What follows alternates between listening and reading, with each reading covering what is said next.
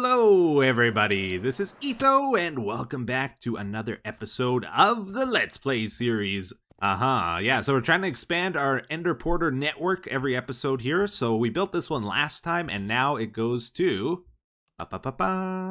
Sandy City. And we can go back as well. It's a little bit, we're gonna fix up the interface, trust me. It's just getting the connection set up first and figuring out how we want to do it first. Oh, we don't want the trapdoor triggering twice either, because then bad things happen like that. But yeah, let's just go see how far away that is. So that teleports us all the way to over right around here. So it's quite a distance, and the man cave is pretty much below this now. So yeah, we're gonna be able to teleport from our man cave to the stronghold very soon. So between this episode and last episode, I went and I did some more netherite mining, guys, so we can finally finish up our tools. Netherite tools are actually pretty good. I like the extra durability you get from it. And I really do like if you die in lava or something, your stuff will float on top. It doesn't get burnt. That's actually a pretty big deal. So I think it's worth upgrading. It's just not a high priority for me either, though. Alright, our first netherite block. I think we're going to store those over here. Check it out. Finally went through this area and removed all the torches that were around the fishing shack. So it's all hidden lighting under bushes, and no mobs can spawn here. Oh, I know, high priority thing, right? Every episode, Etho, when are you going to get rid of the torches around the fishing shack? When are you going to get rid of those torches? I don't think anyone's ever said that, actually. It's those little things, though, that I know that are bothering me about my world here. I don't know if you guys care about them, but I thought I'd show you that anyways. Today we're going to be doing a lot of like smaller to medium-sized projects. I kind of feel like we've been doing massive projects lately, and I kind of want a little break from that. We'll get a bit more variety in the episode that way as well. Okay, so I want to try to get a few stacks of wither roses today, and I don't have a wither rose farm, so I thought it might be fun to spawn a bunch of snow golems on an end island. Yeah, I don't see what could go wrong with this idea. This is a perfect idea, not a dumb plan at all. It's the typical Canadian winter. Alright, that's probably enough of them. Let's get this show on the road. Boop, boop, boop. This is a fountain of snowballs up at them. Yeah, it's great. Oh, he took out the thing right in front of me. Action shot. Alright, I think I'm safe. Am I safe? Probably not safe. I'm as safe as I'm gonna be here. Let's run around now and pick up the wither roses. There should be a ton of them on the ground. Oh, lots of snowballs too. Redstone. Somebody hit me. Make sure I'm not falling into the void. Yeah, we're good. Okay, I'm gonna scatter them in my inventory like that so we can pick up more. Yeah, it's working like a champ. This is great. I'm just getting chased by a few endermen, but other than that, seems like a success to me. Okay, well, I think that's our cue to leave. He pretty much killed all the snow golems. He'll keep fighting the endermen though, and we'll get wither roses off of them too, but it's much slower. Yeah, he can have the island though. I think we're gonna just surrender it to him. We got plenty of islands. We don't need to keep that one. And yeah, let's head back home here. So all in all, we got a bunch of wither roses. We reclaimed some of our snow, and it's also a good way of getting end stone. Just setting up a wither in the end like this, he'll farm it for you. You just gotta go pick it up. We don't go here too often, but this is where we get our wither skeleton skulls from. We're gonna make a wither skeleton farm today. It's pretty close to our nether hub. We're only like 600 blocks away, and the goon farm is up above the bedrock ceiling. And long time ago, we slabbed over most of this place, and lately I've been working on slabbing it even better. There's still a couple spots missing, but it's kind of at the point where we could probably make a pretty good farm. It's all slabbed over here. We did this many years ago, actually, like when wither skeletons first came out, and I've just been like running around the fortress killing them. I kind of want something a bit more automatic now. Yeah, so the plan is to build our wither skeleton farm at this intersection here. You want to build them in the intersections generally because they're the biggest piece of the fortress, 19 by 19 area, and you can get up to 3 layers vertically squeezed in, which is a lot of spawning area. We also have another intersection over there, so they're pretty close together. There's one more up ahead there that we'll probably slab over. And I think just for today, we're going to keep this pretty simple. I just want to get something up and running, and then later we'll come back to this most likely and try and improve it a bit. So we want a 3x3 area in the middle where we'll put a piglin for the wither skeletons to chase, and then all around that, we're going to put grass with wither roses on top of it. That's where the wither skeletons will spawn. And I think I might need to go get more wither roses, actually. I did the math. It's like, oh, we don't even have, like, close to what we need here. So from that 3x3 in the middle, we're going to go 7 grass blocks out all around it. Okay, here we go. I brought that guy from our nether hub. Hopefully we don't waste this opportunity. This is always the hardest part about making these farms. Just trying to get them into position. Yeah. Oh, one more step. Oh, you did it. Good boy. Nice. Okay. We put that there. I think we can break that one. We're gonna name them. What are you guys doing down here? Oh, yeah. Okay, so this is about where we want to go. Oh, they're falling down. Oh, I see. That explains it. Awesome. So we got something up and running here now. I would like to add another layer above and below this one. We'll just leave a 3 air block space for the wither skeletons to spawn. But we didn't have enough wither roses to do it today. We'll have to do it another day. It turns out I probably got a lot more slabbing to do after all. Because I got it up and running and it's like, okay, we'll get maybe one wave of wither skeletons and then it just stops spawning them completely. Let's see if there's anybody there. Oh yeah, here comes the first wave. They go to the piglin, they fall down, and then there's like gonna be very little after that. So that means there's zombie pigmen spawning nearby, and they take up the mob cap, and then no more wither skeletons spawn there. But I did add a thing down below here, like a chamber to drop them down. Oh, we're getting a couple more falling down. So I can come here and get them like this now. It's a little bit easier than what I was doing before. But it definitely needs improvement. Oh, we got a skull. Another one. Another 2. Have I ever mentioned to you guys just how much I love this tree farm? Because I really love this tree farm. I use it all the time. It's great. It's wonderful. You can break the leaves super fast now with the efficiency hose, and it's just really cool. TNT falls down. Get rid of more of it if you want. There's hoppers underneath the carpet to pick up the drops. Piston pushes logs up, so you can just plant your saplings below. You don't have to break these. And all in all, I love this thing. But, you know, it's not perfect. It's not perfect. Right now, all the drops just go right into this double chest. And that's it. Doesn't get organized or anything. So today, I would love to add maybe a bunch of chests over here for storage. And like some kind of sorting system. So what do we all get from this? We're going to get sticks. And I think we're going to be farming 3 types of trees here. The spruce, jungle, and dark oak. All the 2x2s, right? So from each of those, we'll get saplings. We'll get the leaf blocks, possibly. And the logs. So we need at least 9 chests plus 1 for the sticks. Oh, and by the way, I feel like there's been a major change with the way trees grow. Like it's some kind of bug or something since 1.16. Okay, so those 2 grew fine. Now, this one's not going to grow for like 30 seconds to a minute. I can spam bone meal all day. It's not going to grow. It just won't grow. Watch. Look. Yeah, no, this is not going to grow. You sleeping. You forgot to set the alarm.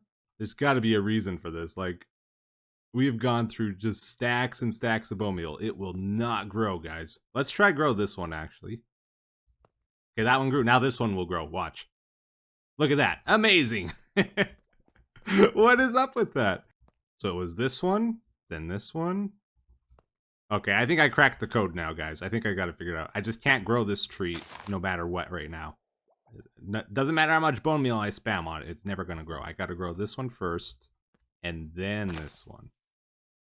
Okay, I got it now. Anyways, I think we're going to go for 11 double chests, 1 for overflow as well. Anything that doesn't get sorted. I'm going to put pumpkin lighting for the floor, and then we're going to put the chests above that. Probably 4 blocks tall or so. I'm kind of regretting this now. I feel like it's too close to the trees. I think we're going to move it like 3 blocks more this way. Yeah, so it looks like 1.17 is coming out summer next year, guys. And whew, the big question on the last episode is, what do I think about it? What's my opinion of the cave update? What's your guys' opinion? I think it's going to be the best update to the game so far. I was really impressed with what I saw. I think they did a great job covering all the main areas of the game. Like, updates in the past used to be really focused, and I like how they do a lot of different things now. You got stuff for the builders. There's a whole bunch of new building blocks by the looks of it. Candles. You got the new foliage blocks. Lots of new plants and stuff, which I think is desperately needed in the game. I think that adds so much to like landscaping and stuff.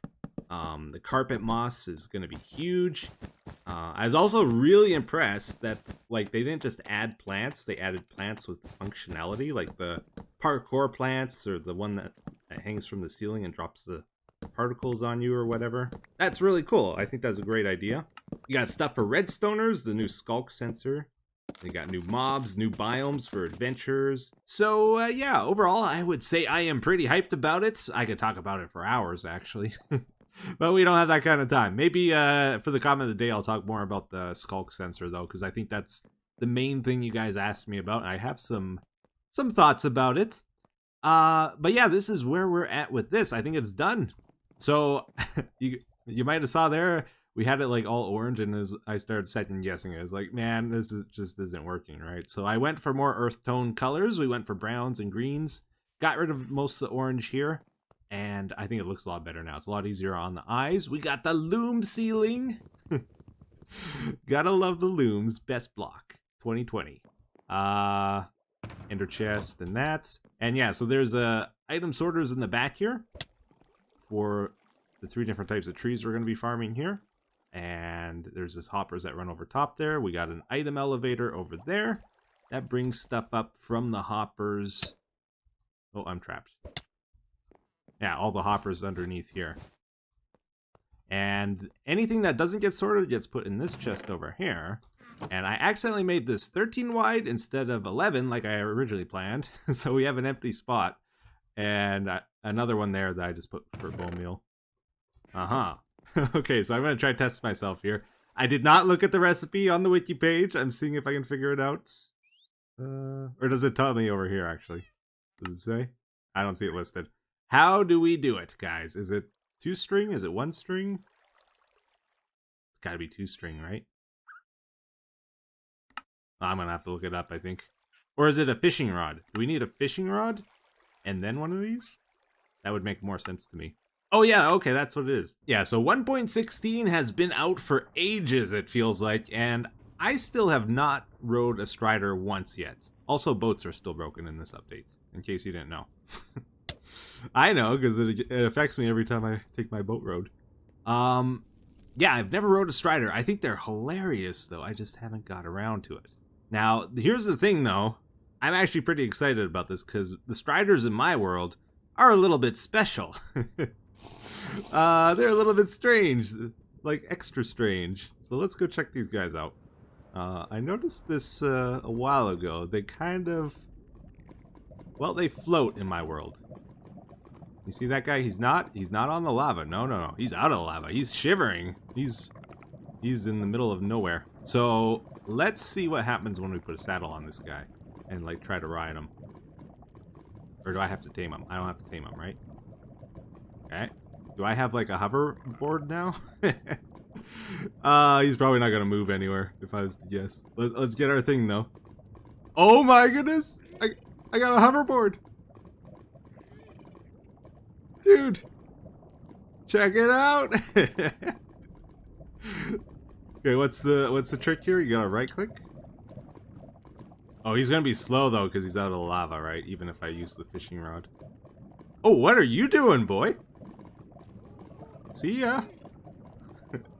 It just floated away. I don't quite understand this, but I think my world is a little bit messed up. It still rains underground, even in the update here. I've tried optimizing my world like you guys suggested to fix that, but it didn't. So I think this might be related to it. It's like my height coordinates are messed up and it's affecting attacking these guys, maybe? I don't know. Or it might just be a glitch with them that everybody's experiencing. But I think this is pretty weird. Pretty weird, pretty amazing. Let's hop up here. I wonder what we could do with this. I guess let's try hit one of these lava columns, because I think these guys might float up it. Oh, maybe not. Okay, maybe not. Oh, wait, here we go. Yeah, okay, we got a hoverboard elevator now. Oh, yes. Oh, this is great.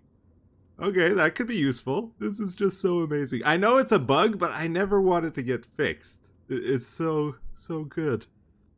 What about ladders? Oh yeah, ladders do it too. Okay, that's great. Let's see if he'll drop me off here. Whoa! Yeah, he just straight drop off. Here we go.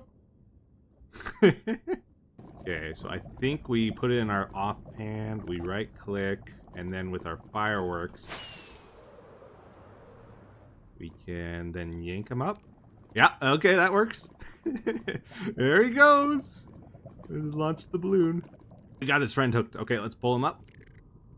There he goes. Let's try pull him down. Oh, I'm sorry. Didn't mean it. Okay, now that he's touched the ground. Oh no, he still floats. I'm gonna try to pull him over and then like hop on. Okay, that was a mistake. I regret it. Oh, we're fine.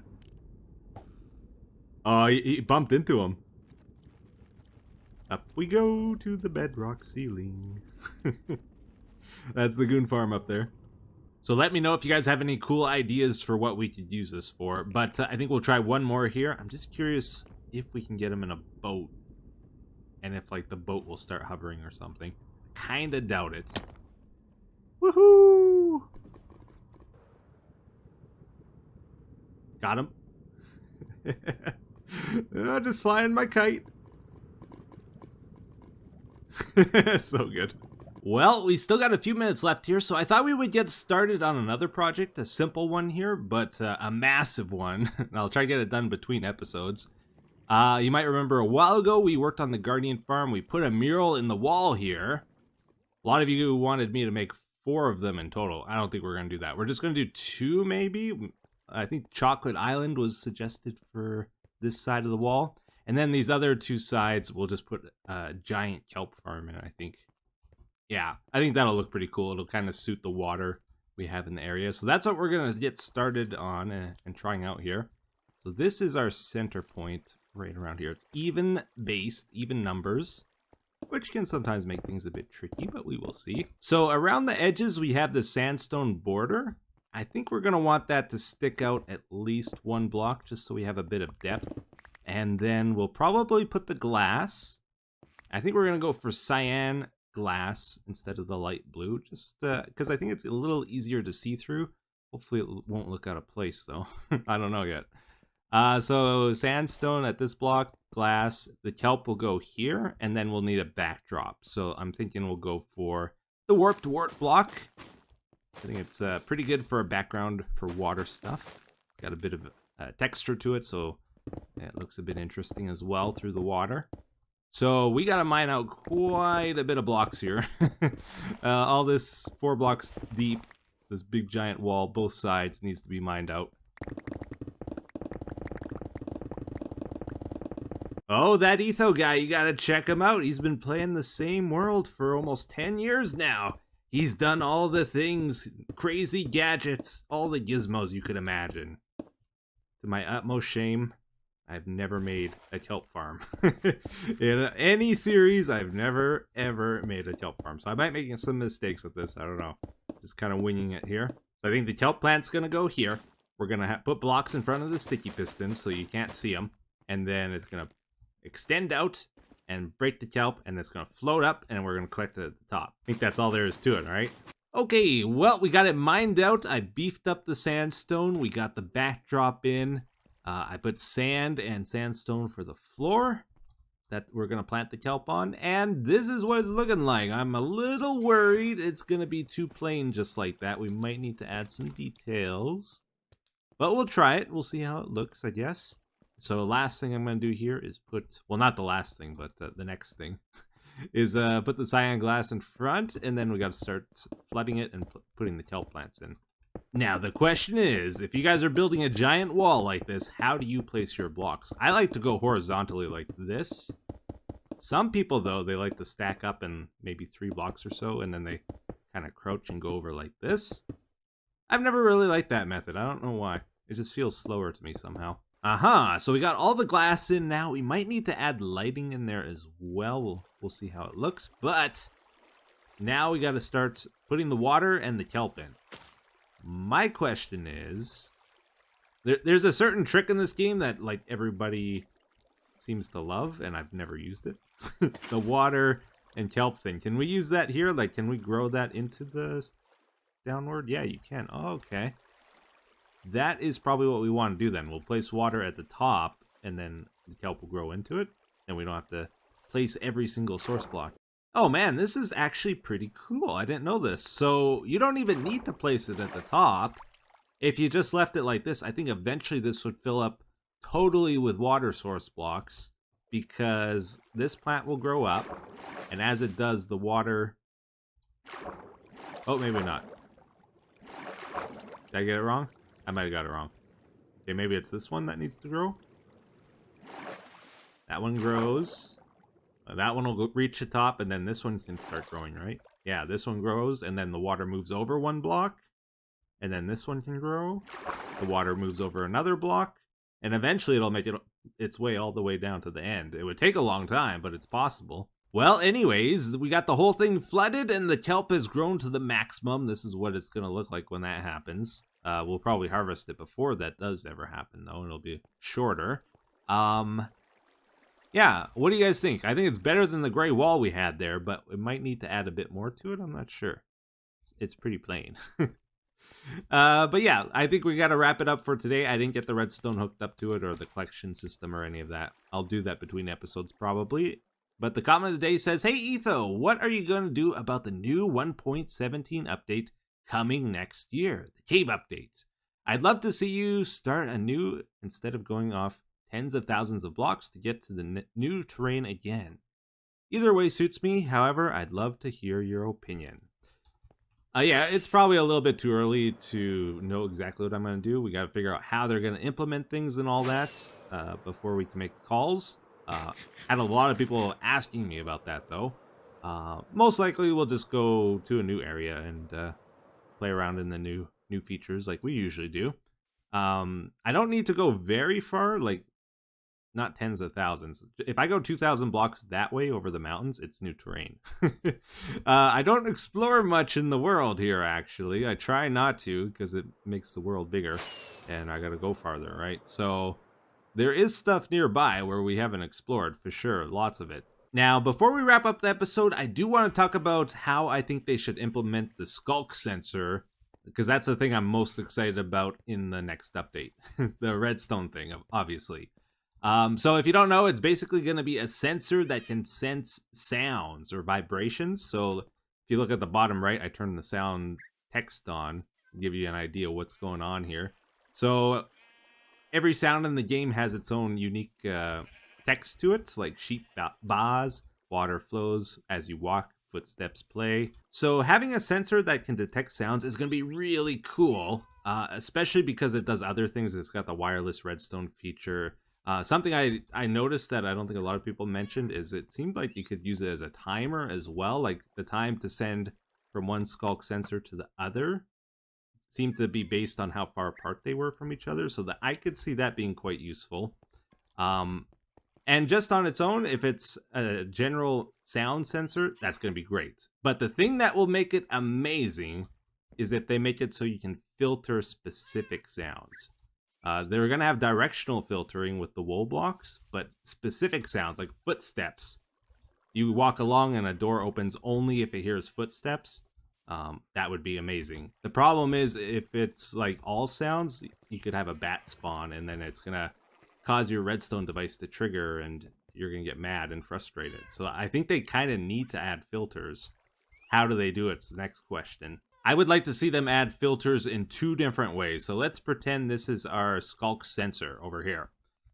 Firstly, For newer players or people that don't really understand how it works, I would love it if you could right-click it and then maybe a light turns on, or you get some kind of visual indication that it's in listening mode. Maybe some particles are spawning off of it. Who knows?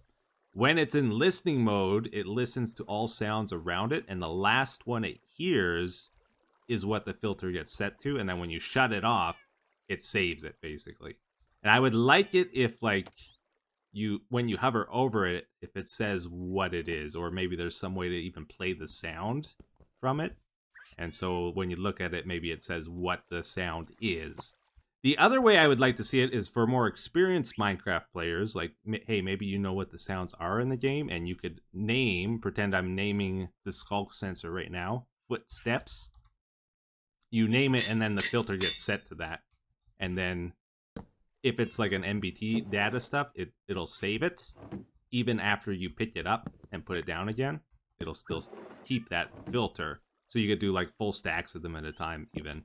And I think if they could only pick one of those options, I would want them to pick the first one because it wouldn't require any game knowledge and anybody could do it. And I like the idea, like, if you wanted to react to pig sounds, you'd have to bring a pig next to the sensor. Like, it would involve interacting with the world more, so I think that's better. Although it would be more tedious. Anyways, those are a couple of my ideas. Let me know what you think of it. We're going to wrap up for today, though. Thank you for watching, guys. Hope you enjoyed it.